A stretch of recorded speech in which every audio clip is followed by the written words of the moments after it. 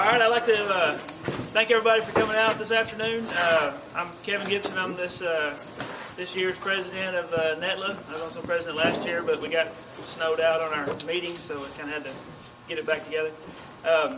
The main purpose of this meeting is to just make sure that all the parents are aware of any kind of rule changes, which really haven't had much of rule changes this year. Give you all an opportunity to ask questions. Make sure you understand what it is that we're asking of you, and y'all's responsibilities as the parents, and just to kind of let you know that we're here for. If you need something, let us know. We'll see what we can do to get it answered. Introduce the superintendents. We've got Tammy Giles as our steer superintendent. Guy Norris is our lamb and goat superintendent. Johnny Lennon's our broiler superintendent. Who am I missing? Chuck Askins is, he's not here, he's our swine superintendent. I think that's it. Yeah, we're kind of in between on the heifers right now, but we're working on that. We'll still be able to show them either way. But these are the guys that are going to be able to answer your questions if you've got them. One of y'all's big responsibilities is the raffle tickets. Y'all are required to sell 20 tickets per family. If you've got 2 kids showing, 20 tickets. Of course, you're welcome to sell as many as you'd like. There is a reward for the high volume on the ticket sales, which is a buckle, and it's the same buckle that the champions get. Just a little bit different design, but it is a trophy buckle. And so again, y'all are welcome to sell as many as you'd like, and all that money goes to the bids for kids, and the money for the bids for kids is spent in the auction, and it's used to keep all the animals up. Say you've got an animal that's not bringing up as much as some of the other ones, and the bids for kids they're always out there bidding, trying to make sure that everybody's animals are staying at a pretty fair average. And then the last couple of years, what we've done with the money that's left over from that is we take and bring up some of the ones that even didn't get their average up, or was already in the sale, and everything started coming up a little bit better afterwards. We use that money to try to bump up some of the lower on the average. Regardless of species, we try to keep everybody up in the middle of the average. So try to give everybody a good chance at it. Again, sell as many tickets as you can. That gives you a good chance to talk to your buyers, talk to prospective buyers. Even though the people are going to come out and buy, still gives you a chance to talk to them, explain what's going on. There's brochures over here. I invite you to take a handful. Again, go visit your buyers. And on the tickets, there may be somebody that wants to put money into the show, but doesn't really have a way to doesn't really have enough to buy a whole animal. Take advantage of those tickets to, you might sell them $50 worth of tickets where they would normally, they've got $50 to spend, but they don't want to come out here and try to get gathered up with people to buy an animal, so that money does go to buying the animals. So that's kind of people that want to donate some smaller amounts, take advantage of getting them some tickets, and they've got a chance at the 2 chances at the side of beef. So all that money, again, goes back into the show, or the sale. So we want to get as much of that as we can in there. Really the only rule change that we've had this year is that in the sale, we would like to have the animals show ready in the sale. Traditionally in the past, we kind of got into the decorating them and the glitter and all that stuff, and what we're afraid of is we're going to get the animals to the locker, and the glitter is going to get into the meat, and it's going to taint the meat, and they're going to reject the animals. And that's what we're trying to avoid. All your major shows, the sale is show-ready animals, so we want to try to promote that here also. So we want to try to not decorate the animals. I guess you can wear whatever you want to wear, but try to keep all the glitter and paint and all that kind of stuff off the animals. Kind of keep them like they were in the show. Another thing that, as far as the sale goes, we're trying to. We want to have only the participant in the ring. We've kind of got into a couple times where we have younger brothers and sisters, or older brothers and sisters, or somebody else out there in there with them. We kind of want to keep it just the animal and the participant out there showing in the sale ring. And I think that kind of leads into the other one. A lot of times the reason for the other person in there is the gift baskets and stuff. What we'd like to do is push. You're welcome to give your buyers gift baskets, whatever. You know, we provide you with a picture. We'd like for you to deliver it to them. But we want to push that gift basket, cake, pie, whatever. We want to push that back to after the show. What we'd like to do is make that one more contact for you with that buyer and let them know, you know, take it to their place of business where they can set it on their desk or whatever, and get you in front of the buyers one more time and let you thank them personally when you've got more than just a couple of seconds, because they're busy, y'all are busy trying to take care of your animals, and they're trying to bid on the next animals. So we'd like to try to push that back until after the show, making another contact opportunity for you and your buyers. Again, pictures. NETLA does purchase a picture for each of the animals that make the sale. Want to make sure that if you make the sale, make sure you get back here. The photographer will be set up in the back. Make sure you get back there and get your picture made with the animal. And if you don't make the sale, you're welcome to have your picture made again also. Just you will have to purchase the picture yourself, but we will have pictures for all the sale participants. Contact your buyers. Make sure just the sale is the success of the buyers that show up, and we've got a certain set of buyers that always show up, and those are great. Go out there and visit with them, get in front of them, go out and find you new people that have never been, because the more buyers we have, the better your price is, the better everybody else's price is, and the better our show and sale is.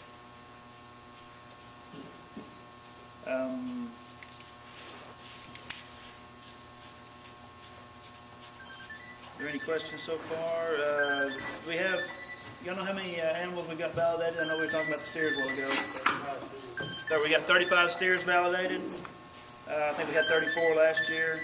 I'm not sure how many we got on the pigs. I'm thinking it's around the 80 mark, but I can't remember. Chuck's not here. Goats, how many goats do we? 71 goats and 35 sheep. 71 goats, 35 sheep. So that kind of gives y'all an idea of what kind of competition you're up against. And what? 67 chickens. 67 chickens. And chickens pick up in the morning, right? Right. Okay, so don't forget your chickens if you haven't got your spot ready. You better go get that warmed up for them. Let's see. Have y'all got anything, superintendents? Anything special? I just want to go over the rules on the steers. Okay. As far as the steers go, steers need to weigh 1,000 pounds minimum with a 10-pound variance, which means in the end it's 990 pounds. They have to weigh that to be able to show them. There's no maximum weight on them. The steers also have to be slick sheared completely, with the only thing left, all the hair being cut off 1/4 of an inch to 1/4 of an inch. The only hair longer than that would be the switch of the tail.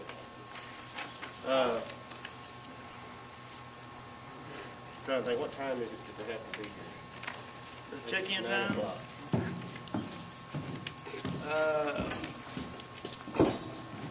All steer and heifer check-in is 10 o'clock on Friday. All steers and heifers need to be checked in 10 o'clock on Friday, and then the weigh-in, I believe, is at 12:30 to 1. 12:30 to 1. And they have to be here at 10 o'clock to be able to weigh them at 12:30. So y'all make sure you get them checked in by then. Of course, the goat and lamb show starts the weekend, and on the weights on them, the goat's got to have a minimum weight of 60 pounds. There's no variance. So it's got to weigh 60 pounds to be qualified to show, and the lambs are 100. There's no maximum weight on either one. We will have a new judge this year. The one we had last year couldn't make it, and his name's Jimmy Keys. He's from Joshua, Texas. He's an ag teacher down there. He judges lots of sheep and goat shows. He did Hunt County last year. He judged last weekend. He just got to doing Collin County show, so he's very qualified.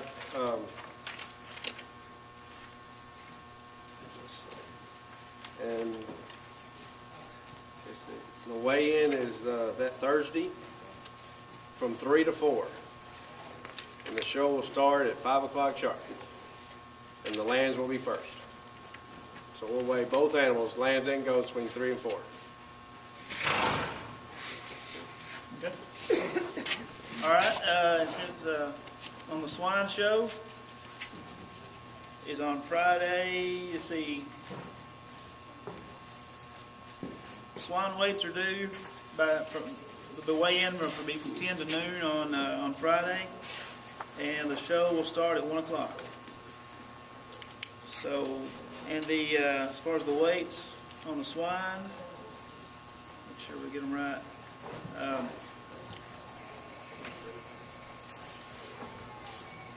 The weights are between 230 and 275 with the 5-pound variance. If you have any, and the scales will be over here the whole day, so y'all can get them in early, see where you're at on them, see if you need to make any adjustments and all that. So the scales will be over there all morning. Other than that, we will be providing a truck for the animals that make the sale or that make the sale. So if you're not in the sale, you'll have to declare whether you want to keep the animal or return the animal, let the animal go to the buyer. If the buyer doesn't want it, then we do have a floor buyer that will be purchasing all the animals that are not returned to the participants or the buyer in the sale. And the sale buyer has preference. If you wanted to keep your pig and the buyer in the sale wants to keep your pig, they get the pig. So just keep that in mind. If you're really concerned about not letting him go, then don't let him in the sale, because the sale holds preference over what you want to do. So just ask that you if you don't make the sale, or if you do make the sale and you turn your pig back, don't just abandon them. We need to make sure that we get with our superintendents of each species to make sure they get in the right holding pen. We're going to have some holding pens out back that we're going to stage everything on Friday, and then add to them on Saturday after the sale. So like again, just because you're done showing, you didn't make the sale, that's still your animal until it gets into the right hands. So you need to be sure and not just abandon them out here in the pen, because we'll have to find something to do with them, and it may not be what you wanted to do with them. So just keep that in mind. Yes.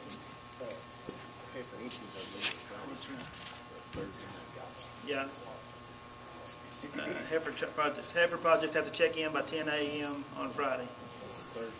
Oh, have to be registered. Oh, the entries. Yeah, the entries are due.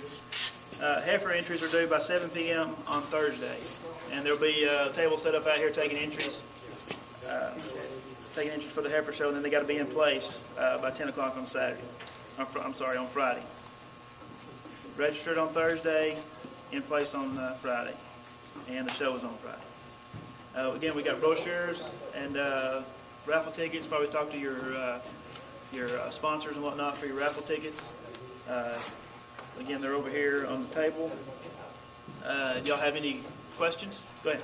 I'm sorry, I'm not sure I understood. So they're not a buyback for the pig, or?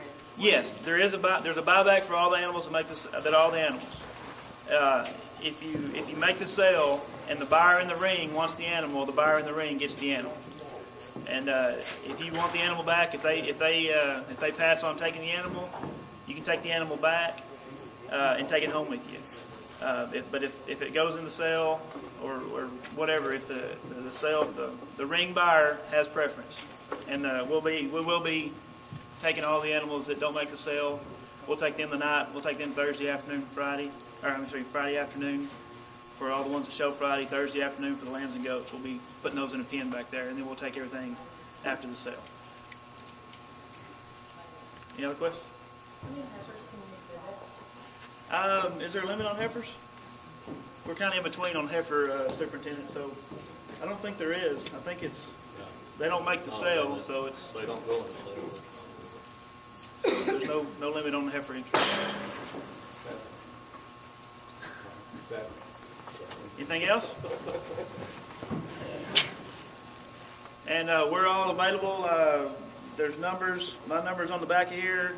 If y'all have any questions, I may not know the answer, but I'll find it out for you. Just give me a call. Again, I'm Kevin Gibson, president this year.